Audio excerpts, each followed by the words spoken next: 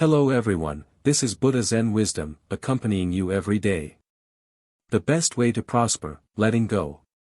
Why do some people find life getting smoother as they age? Have they unlocked the code to success? Perhaps they understand a simple truth: to let go of unnecessary emotional burdens. During the Northern and Southern dynasties, the Chancellor of Eastern Wei, Gao Huan, had 6 sons. One day, he presented them with a tangle of ropes and instructed them to sort it out. They fumbled and struggled, pulling the ropes, only making the mess worse. Then, the second son, Gao Yang, took out a knife and cut the ropes, saying, "Those who create disorder must be cut." From that moment on, Gao Huan viewed Gao Yang in a new light and began to value him more. Indeed, the more one cares and treads carefully, the more one can become entangled. Sometimes, it's better to slice through the chaos with a swift motion, resolving everything at once. A person must live robustly by not getting caught up in complex circles but instead maintaining a light and carefree state. In the Northern Song dynasty, there was a talented scholar named Lu Yong, whose ancestors had all been public servants. His goal was also to become a public servant. However, after years of struggle, he found himself at the bottom of the hierarchy, not even mentioned in the history of song. He spent much of his time in brothels, studying poetry and lyrics with women. When he went to the capital for the imperial examinations, he still stayed in the brothel, hoping for fame. Yet, he failed the exams 3 times. In a moment of frustration, Lu Yong vented his feelings on the exam paper, which caught the attention of Emperor Renzong. The emperor expressed his disdain for Lu Yong. Officials also looked down upon him. The powerful minister Yan Shua belittled him, saying, "The thread and needle cannot accompany the dress." In the second year of the Tianqing era, Lu Yong failed the exams for the 4th time. Instead of reflecting on his shortcomings, he sought solace with his lover and penned verses filled with sorrowful longing, crying, holding hands, gazing through tear-filled eyes, left speechless and choked up. Even while drifting through life, he continued to think of the women from the brothel. Lu Yong's preoccupation with those he missed impacted his mental state, leading to a poor emotional condition. He drank excessively and found no joy in life, lamenting, "My waistline grows thin, yet I regret nothing, I waste away for her." When one's heart is burdened with excessive emotions, worrying about this and that, waking from dreams of someone, life is undoubtedly difficult, and the body cannot endure such strain. If a person accumulates 3 palaces and 6 courtyards of emotional entanglement, the toll on their health will be even greater. Emotions between people are like a rubber band. When 2 people grasp either end and stretch it with all their might, whoever lets go first will feel a sense of relief, while the one who holds on will experience a painful snap. Lu Yong never had good fortune, perhaps since he began filling in verses under imperial command. The emperor had no good impression of him but did not bestow him with honors, leading Lu Yong to linger between brothels and write poetry for courtesans. His ambition gradually dwindled. Lu Yong's life can be summed up perfectly with his own lines: "Affection has long caused pain in parting. Can one endure the desolation of the chilly autumn festival?" A lifetime spent writing about emotions left him caught up in twisted romantic entanglements, ultimately harming himself profoundly, as if autumn winds had swept away all leaves. The healing power of letting go. In the evolution of creation, whether in emotional appearances or desires, everything is ever-changing. A person living in this world must inevitably have emotions, but appropriately letting go of unsuitable feelings is the only way to free the spirit. What cannot be retained should not be forced, what has long passed does not require constant revisiting. Letting go does not mean being indifferent, rather, it allows oneself to move beyond the past and embrace a freer life. Life, like the changing seasons, requires us to learn to adapt at each stage. When the harsh winter yields, the warm spring breeze can caress our faces, and as the scorching heat of summer fades, the autumn breeze brings coolness. Only through letting go can we welcome a light and free spirit. As an old saying goes, old things must leave for new ones to come. If we are always entangled in the events and people of the past, we will be burdened by emotional weights and find it hard to step into a new life. Learning to let go is not about forgetting but about making space for more beauty. Sometimes, clinging to a long-gone emotion keeps us stagnant, causing us to miss out on new opportunities in life. When we choose to decisively turn away, we discover a future filled with people and things worth cherishing. Life is like a bonfire. When the flames of the past extinguish, there is no need to dwell on it. After turning away, we can find new wood to reignite a warmer fire. This kind of resoluteness allows us to no longer be limited by the past but to move forward with an open heart toward a brand new future. Embracing wisdom in letting go. This phrase highlights a wisdom of self-cleansing of the spirit. In life, we often find it hard to let go due to our obsessions, fixating on certain people and neglecting the pain of clinging.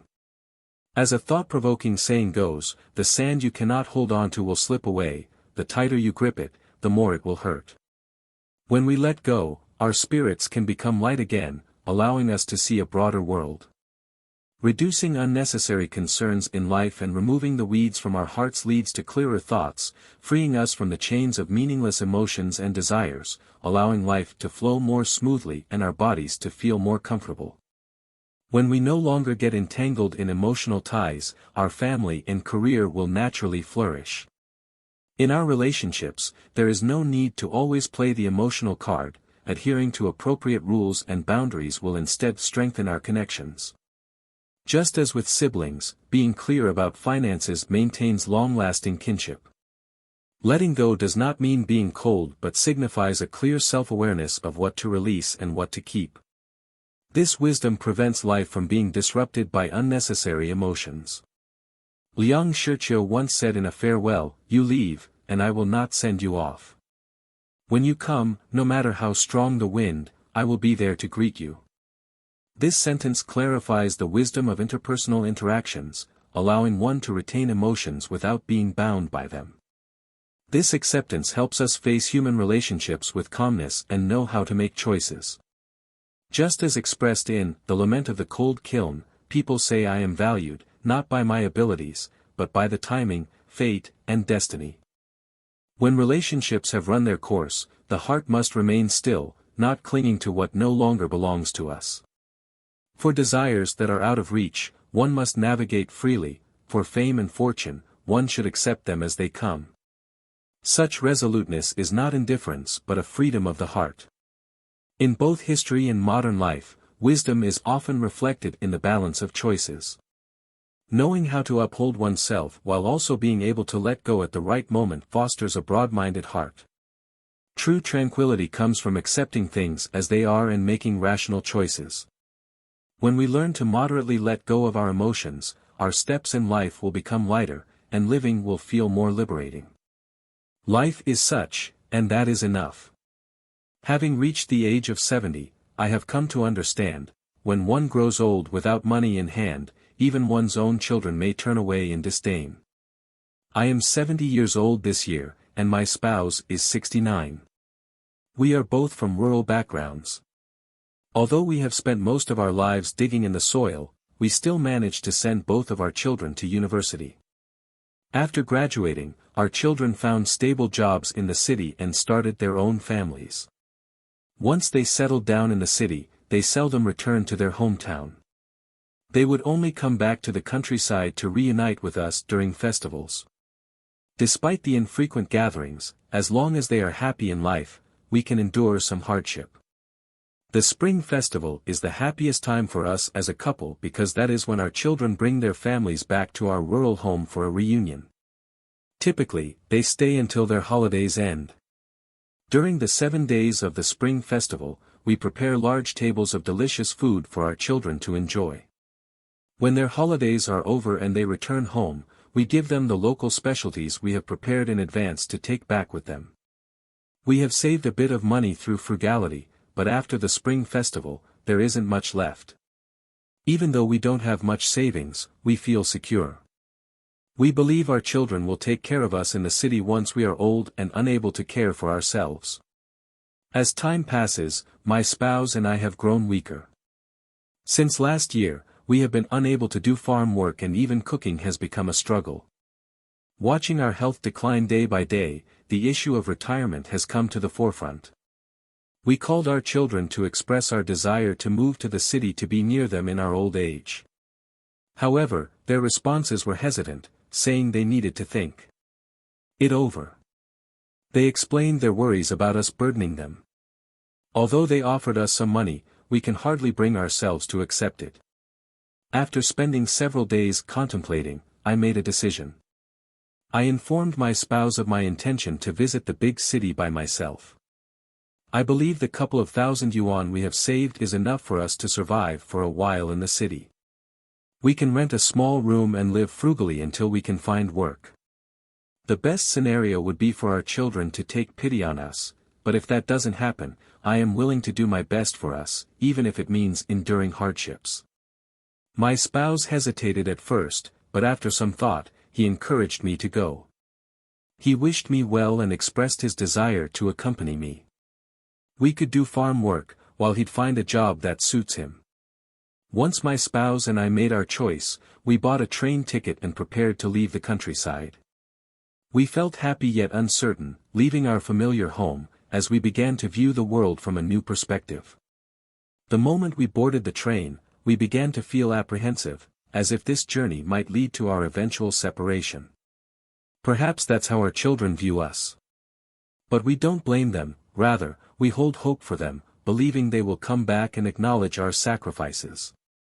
Life has a way of shaping our perceptions. Our past was not extravagant, yet every day has been filled with warmth and love. We all seek to let go of our burdens and embrace a happier future, knowing that joy often lies in the act of letting go.